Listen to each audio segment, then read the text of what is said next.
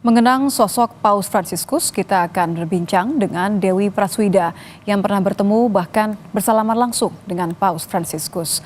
Selamat malam Mbak Dewi, terima kasih sudah mau gabung dengan kami di Kompas TV. Selamat malam Mbak Nit. Mbak Dewi, Anda merupakan orang yang begitu beruntung, pernah bertemu bahkan bersalaman 2 kali. Seperti apa sosok Paus Fransiskus di benak Anda momen ketika Anda bertatap muka langsung bahkan berbincang dan bersalaman dengan Paus Fransiskus? Oke, baik. Jadi menurut saya sosok Paus Fransiskus adalah sosok yang tentu dekat dengan kaum miskin, dengan orang-orang yang termarginalkan ya Mbak. Beliau juga tidak pernah mengkotak-kotakkan orang berdasarkan agama atau latar belakang budaya, ras, dan sebagainya. Jadi Paus ini sangat kemanusiaannya itu benar-benar tidak memperdulikan latar belakang orang itu. Jadi selama orang itu perlu dibantu, tentu harus dibantu tanpa mempermasalahkan latar belakangnya. Lalu Paus ini juga menaruh perhatian kepada tanaman maupun binatang. Kalau kita tahu Paus pernah menulis ensiklik, yaitu ensiklik Laudato Si, di situ betapa besarnya perhatian dan kasih sayang beliau terhadap tumbuhan dan juga binatang seperti itu. Lalu Paus ini juga sangat memperhatikan orang muda.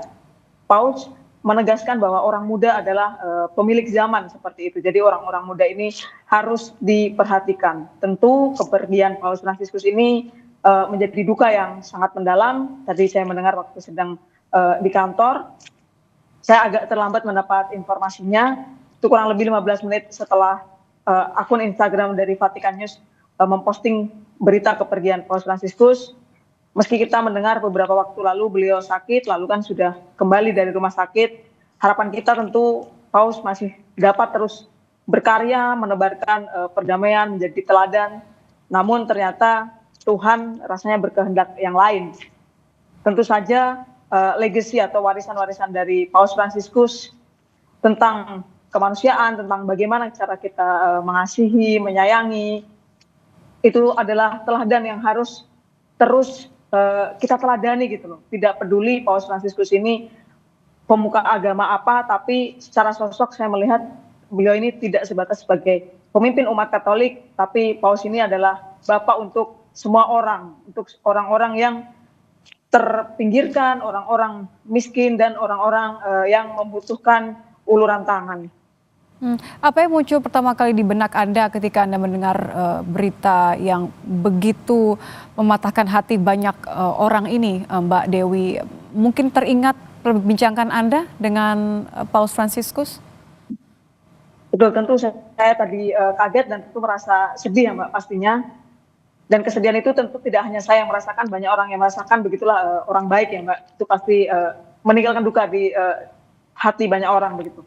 Lalu saya flashback pada tahun 2019 lalu saat saya berjabat tangan dengan beliau. Kala itu kan kondisi Indonesia itu sedang adanya politik identitas karena ada pemilu kala itu ya Mbak ya.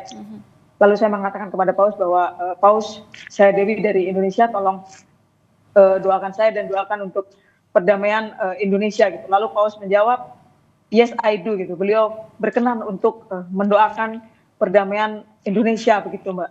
Itu membuat wah, ini orang baik gitu, terus hari ini beliau harus berpulang ya, tentu sangat menyayat hati ya Mbak ya. Nilai-nilai apa yang menurut Anda memang terus digaungkan oleh sosok Paus Fransiskus, terutama yang begitu mengena bagi Anda? Tadi sempat katakan bahwa Paus begitu peduli dengan masa depan generasi muda. Apakah ada nilai atau pesan-pesan khusus yang masih begitu Anda pegang hingga sekarang? Tentu yang pertama adalah nilai kesederhanaan ya Mbak. Di tengah gemerlap dunia, di mana Paus itu mudah saja mendapatkan kemewahan-kemewahan itu, tapi beliau benar-benar menggeluti kaul kemiskinannya. Beliau meninggalkan atau menjauhi dari segala gemerlap atau kemewahan dunia itu. Lalu yang kedua adalah mengasihi itu tanpa batas gitu Mbak. Mengasihi tanpa peduli dia agamanya apa, bahkan mengasihi tidak peduli orang itu pernah jahat atau tidak kepada kita gitu. Kalau di dalam hati kita itu sudah tertanam rasa kasih yang mantap seperti itu ya Mbak. Tentu kita dalam menjalani hidup ini akan lebih tentram, akan lebih berhati-hati seperti itu. hidup sederhana dan saling mengasihi. Terima kasih Mbak Dewi sudah menceritakan pengalaman Anda bertemu dan memberikan pemahaman bahwa begitu banyak kesan yang mendalam ditinggalkan oleh sosok yang begitu dicintai. Terima kasih Mbak Dewi, selamat malam. Sama-sama, selamat malam.